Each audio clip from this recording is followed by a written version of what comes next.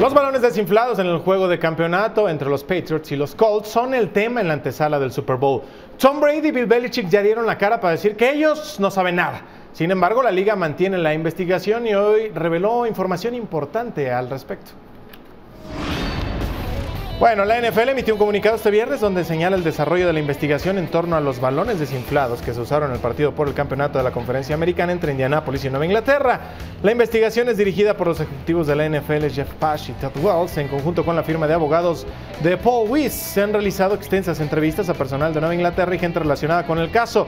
Robert Kraft, dueño de los Patriotas, dijo que la cooperación será total para llegar a una conclusión. Por lo pronto, su escuadra se prepara para el Super Bowl y sobre el gran partido hablaron.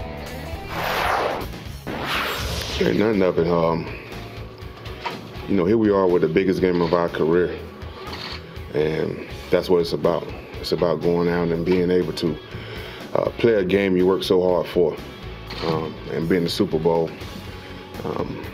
That's what it's about. So, got to be able to eliminate all distractions right now, and I'm pretty sure we'll have more distractions, but at the same time, I think we've done a great job around here all year. But just being so focused on our opponents and what we have to do to win a ball game. I think this team understands we got a leader that, we never question. There's never any doubt, no matter what the situation is, whether it be on the field, off the field, this team has a lot of trust in Tom. And honestly, I don't think anyone in this locker room is worried about it. We know next Sunday we're going to get the best number 12 that